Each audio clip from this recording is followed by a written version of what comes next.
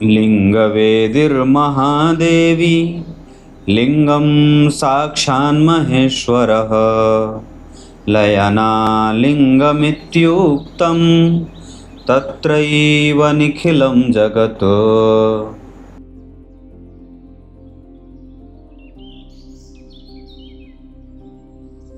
प्रिय दर्शकों नमस्कार, एक बार फिर से उपस्थित हूँ आप सबके सामने शुक्रवार के कार्यक्रम में। जन्म कुंडली के लग्न, चतुर्थ, सप्तम और दशम, जन्म कुंडली के लग्न, चतुर्थ, सप्तम और दशम, इन भावों से शुक्र का संबंध और शनि का संबंध किस तरीके से आपके लग्नेश को प्रभावित करता है, आज का कार्यक्रम इस विषय पर ही केंद्रित है। अगर कल शाम का कार्यक्रम आपने नहीं देखा है, जो बहुत ही महत्वपूर्ण है, मैं सच्चे अर्थ में कहूँ तो मुझे वो कार्यक्रम बहुत पहले बना देना चाहिए था, पर नहीं बना पाया। लेकिन उस कार्यक्रम में मैंने ये बात की है, कल वाले में पीछे, कि सिर्फ मंगल दोष मंगल से ही नहीं बनता है, अपितु शुक्र और गुरु से चौथे भाव में बैठे पापक ग्रह कैसे आपकी कुंडली को उतना ही प्रभावित करते हैं जितना मंगल दोष प्रभावित करता है। साथ ही साथ उस विषय में, उस कार्यक्रम में, उस वीडियो में मैंने इस बात पे भी चर्चा की है कि लग्न, चतुर्थ, सप्तम, अष्टम और 12वें भाव के बैठे मंगल भी कब मांगली दोष नहीं बनाते हैं और कब बनाते हैं। तो मंगल से संबंधित, मंगलिक दोष से संबंधित जितने भी मिथ हैं और जो अधूरी जानकारियां हमारे समाज में व्याप्त हैं, उसको अगर समझना होगा तो आपको वो कार्यक्रम देखना चाहिए। कई बार होता है जब आप कुछ अच्छा, अलग और दूसरा नया बनाना चाहते हैं, जाकि लोगों की जानकारी में जो संचय है वो मिटे, तो वो कार्यक्रम ही नहीं चलता है। या कई बार मुझे थंबनेल ही लिखना नहीं आता है ताकि लोग उसे आकृष्ट होकर के देखें। आइए शुरू करते हैं आज का कार्यक्रम। कहीं नहीं जाना है, बिल्कुल बन के रहिएगा। सबसे पहला सिद्धांत जो ये कहता है कि अगर ये जैसे पूरब दिशा है, लग्न जो है वो पूरब है, ये पश्चिम है, ये उत्तर है और ये दक्षिण है ना। मतलब सूरज पूरब में उगते हैं, फिर दक्षिण में आते हैं, फिर पश्चिम में आकर के अस्त हो जाते हैं। यहाँ पे सूर्य की लगभग अस्त अवस्था, यानी कि यहाँ पे समाप्त हो जाते हैं, उत्तर दिशा की तरफ नहीं जाते। इसी वजह से वास्तु में भी यही बात कही गई है कि अगर आपका भवन यहाँ है, बात याद आ गई, दिशा पे तो बता देता हूँ।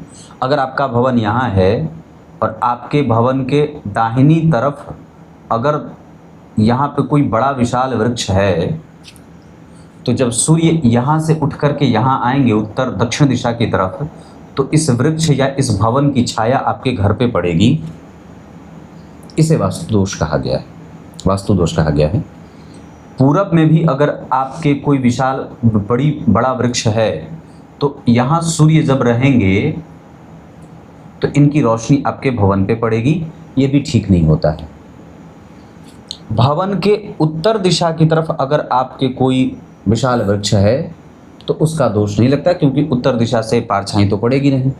मतलब आपके भवन पे पारछाई नहीं पड़नी चाहिए। अगर पश्चिम दिशा की तरफ अगर कोई मकान है तो हल्की हल्की रोशनी, पारछाई आपके घर पे पड़ेगी। ये वास्तु का मैंने बुझा दिया, इसलिए याद आ गया, इसलिए बता दिया। पर मूलतया मैं क्या बताने वाला था कि जन्म कुंडली में अगर आपकी कुंडली के लग्न के अधिपति पे, बहुत ध्यान से समझिएगा, कई बार हम लोग ये सोच लेते हैं कि लग्न के अधिपति पे शनि की दृष्टि हो गई तो ऐसा हो गया, वैसा हो गया। पर उसका जो एक और सिद्धांत होता है, जैसे कई बार आप लोगों ने देखा होगा कि कोई व्यक्ति ऐसा है जो शुरू से ही थोड़ा इंगेज मानसिकता का होता है ना, कि वो थोड़ा अलग रिजर्व है, या अकेले अकेले, या थोड़ा अलग थलग सा है, या कई बार वो बहुत ज़्यादा मिलनसार नहीं है। तो ऐसा क्यों होता है? जब कभी भी आपके लग्नेश के ऊपर, तो मैं ये बात कर रहा था, अभी मैं वीडियो बना रहा हूँ रात को 11:15 बजे, तो मैं ये बोल रहा था कि अगर आपके लग्न या लग्नेश पर किसी एक ग्रह की दृष्टि हो शुक्र या शनि में से, तो व्यक्ति ना थोड़ा रिजर्व नेचर का होता है। और अगर दोनों ही लग्नेश को देखते हो तो बहुत ज़्यादा एक्सट्रीम लेवल पे रिजर्व नेचर का होता है। मतलब अपने आप में मस्त है, उसको बहुत ज़्यादा दुनिया से, या बहुत ज़्यादा वो सामाजिक नहीं है, ऐसा भी कहते हैं।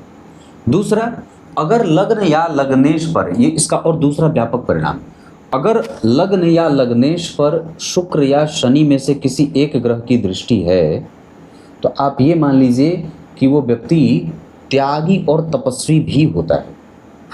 तो एक बात तो समझ में आ रही है कि अरे भाई, जब वो व्यक्ति रिजर्व नेचर का है, मतलब सामाजिक बहुत ज़्यादा नहीं है, तो सीधी बात है वो थोड़ा त्यागी भी होगा, क्योंकि अकेले रहने का जो गुण कहें या दोष कहें तो वो इसी के कारण आता है। मतलब अगर आपके लग्नेश के ऊपर शुक्र या शनि दोनों की दृष्टि है, तो व्यक्ति के अंदर जो त्यागने का प्राबल्य रहेगा वो ज़्यादा रहेगा।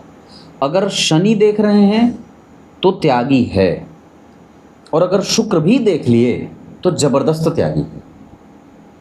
अगर शुक्र देख लिए तो रिजर्व नेचर का है, और अगर शनि भी देख लिए तो अल्ट्रा रिजर्व हो गया, है ना।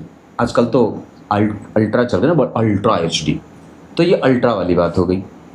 अब एक बात और है, अगर आपके लग्न या लग्नेश पर इसी शुक्र या शनि की दृष्टि पड़ जाए, इसी शुक्र या शनि की दृष्टि पड़ जाए, तो व्यक्ति ना दो परिणाम और भी देखने को बड़े अच्छे मिल जाते हैं। वो ऊसर भूमि में से भी फसल उत्पादन करने की शक्ति रखने वाला होता है। मतलब वो उस व्यक्ति को भी योग्य बनाने की क्षमता उसके पास होती है, जो बिल्कुल ही मूढ़ हो, पत्थर को भी मूर्ति बना दे और उसमें प्राण डाल दे। ये बड़ी अच्छी बात है। मतलब शुक्र के ऊपर या लग्नेश के ऊपर अगर शुक्र या शनि दोनों देख रहे हैं, अगर एक देख रहे हैं तो उसके अंदर उतनी काबिलियत है कि वो किसी को भी योग्य बना देगा। लेकिन अगर शुक्र और शनि दोनों ही देख रहे हैं लग्नेश को या लग्न को, विशेषतः लग्नेश पे ही ये बात आपको आजमानी होगी, तो व्यक्ति एकदम जो बोप देव होगा उसका शिष्य, उसको भी वो महान निष्णात बना देगा। ये 6 सूत्र जो दो करके मैंने बताए हैं, ये आपको याद रखने चाहिए। एक, उसके अंदर गांभीर्य है, उसके अंदर स्थिरता है, अनुभव है। पाठशाला में पढ़ने वाले विद्यार्थियों में तीव्र कौन है बुद्धि का, कौन मंद बुद्धि का है, उसको समझकर उसको कितनी एनर्जी डालनी है, ये इसके अच्छे और बुरे गुण हैं। त्यागी है, तपस्वी है, समझदार है, और किसी से बहुत ज़्यादा मतलब नहीं है। इसको आप और थोड़ा विस्तार देंगे तो आप ऐसे कह सकते हैं कि अगर शुक्र और शनि लग्नेश को देखते होंगे ना, तो व्यक्ति के त्यागने का बल ज़्यादा होगा और मोह माया में वो थोड़ा कम लिपटा रहेगा। हाँ, आप ऐसा कर सकते हैं। जैसे अगर कोई व्यक्ति युवा है तो अपने आप को उसी में वो जितना जानता है उतने में ही वो उसको लगेगा कि हाँ मैं उतना ही ठीक हूँ, और इतने में ही उपमंडुक वाली बात हो जाती है। लेकिन जैसे जैसे वो बड़ा होता जाता है उसके अंदर माया बढ़ती जाती है, वो माया से चिपटता जाता है, लिपटता जाता है, और अवस्था के हिसाब से जैसे जैसे वो बुढ़ापे को प्राप्त करता जाता है उसके अंदर ये भाव आने लगता है कि लोग मेरे पास बैठें, लोग मुझसे सलाह लें, मुझे आकर के पूछें, ऐसा। तो ये कब होता है? जब लग्नेश पर शुक्र और शनि दोनों की दृष्टि। आप किसी के व्यक्तित्व को अगर जानना चाहते हैं तो आपको ये सिद्धांत याद रखना चाहिए। इसमें भी बड़ी अच्छी बात है कि चूंकि ये शुक्र और शनि दोनों ही मित्र होते हैं, शुक्र जहाँ कहीं बैठते हैं वहाँ से 7वें घर को देखते हैं, और शनि जहाँ कहीं बैठते हैं वहाँ से, मान लीजिए शनि यहाँ बैठे तो यहाँ से 3रे घर को, 7वें घर को और 10वें घर को देखेंगे। ये ज्योतिष प्रेमी जो नए ज्योतिष वाले हैं उन लोगों को बता कि कोई भी ग्रह अगर जहाँ बैठता है वहाँ से 3रे, 7वें और 10वें घर को शनि देखते हैं। मंगल अगर बैठेंगे तो 4थे, 7वें और 8वें घर को देखेंगे। बाकी देवगुरु बृहस्पति अगर बैठेंगे तो 5वें, 7वें और 9वें घर को देखेंगे, और बाकी शुक्र बुध गुरु और शुक्र बुध चंद्रमा और सूर्य अपने से 7वें घर को देखते हैं। मतलब अगर यहाँ बैठे हैं सूर्य बुध चंद्रमा और शुक्र, तो 7वां घर यानी कि उसके जस्ट अपोजिट वाले भाव को देखते हैं। तो ये ग्रहों के दृष्टि का प्रभाव है। एक बात और भी है, ग्रह कैसी राशि को देख रहा है ये सबसे ज़्यादा मायने रखता है। ये मायने रखने वाली बात है कि आपकी कुंडली में अगर शनि मित्र की राशि को देख रहे हैं तो वो उसका फल अच्छा मिलेगा, अगर शत्रु की राशि को देख रहे हैं तो उसका फल बुरा मिलेगा, अगर उच्च की राशि को देख रहे हैं तो उसकी सुरक्षा कर रहे हैं, अगर नीच की राशि को देख रहे हैं तो फिर कमजोरी दे रहे हैं, है ना।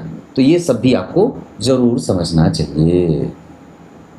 अब आइए कार्यक्रम के आरंभ में जो मैंने श्लोक पढ़ा है उसका अर्थ बता देता हूँ। भगवान ब्रह्मदेव कहते हैं, और वेदव्यास भगवान ने लिखा, शिव पुराण की बात है, कि हम लोगों को, मतलब ब्रह्मदेव अपने आप को कह रहे हैं और विष्णुदेव को, हम दोनों को भगवान भोलेनाथ ने बहुत सारी अच्छी अच्छी बातें बताई, जिसमें शिवलिंग की महिमा के बारे में बताया, शिव और शिवा के बारे में बताया, मेरी खुद की आयु मतलब ब्रह्मा जी की आयु के बारे में बताया, विष्णुदेव की आयु के बारे में बताया, चतुर्युगों के बारे में बताया, इन सब का विस्तृत ज्ञान कराया, और उसके बाद अंतर्धान हो गए, उसके बाद लुप्त हो गए, अंतर्ध्यान हो गए। लेकिन उन्होंने कहा, क्या कहा कि मेरी सृष्टि का पालन विष्णुदेव करेंगे और दोनों एक दूसरे का सहयोग करेंगे। जब कभी भी यहाँ कहीं दिक्कत होगी, आप लोगों को कोई परेशानी होगी सृष्टि के कार्यभार में चलाने में, तो मैं आपकी मदद करूँगा। वैसे भी शास्त्रकार तो यही कहते हैं, ब्रह्मा कृत युगे देवो त्रेतायाम भगवान रवि।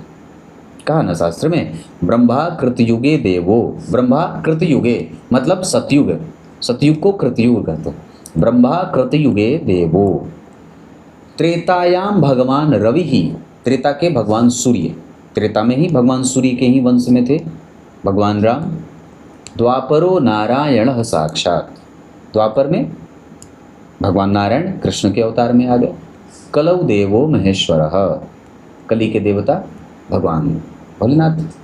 तो ऐसे ये चीज़ें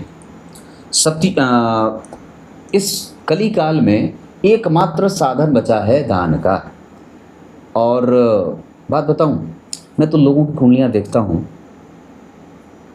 बहुत लोग पूछते हैं, और कई बार लोग ये भी पूछते हैं कि पंडित जी करोड़पति अरबपति बनूंगा कि नहीं बनूंगा। पर प्रश्न उनके अरबपति बनने के रहते हैं, प्रश्न उनके करोड़पति बनने के रहते हैं, प्रश्न उनके ये रहेंगे पंडित जी लग्जरी गाड़ी होगी कि नहीं, सुंदर पत्नी मिलेगी कि नहीं, प्रश्न उनके ये रहते हैं कि पंडित जी समाज में नाम होगा कि नहीं होगा। पर उन्हीं व्यक्ति से, उसी से जब मैंने कहा कि मैं कुछ धर्म का काम कर रहा हूँ, मंदिर निर्माण में दे रहा हूँ, गौशाला में दे रहा हूँ, वेद विद्यालय में पढ़ने वाले विद्यार्थियों को दे रहा हूँ, 100 रुपये का दान कर दीजिए, तो कई कई दिन तक उनके मैसेज के जवाब नहीं आते। सही बात है। और ये कली का भयंकर प्रभाव, भयंकर दुष्प्रभाव।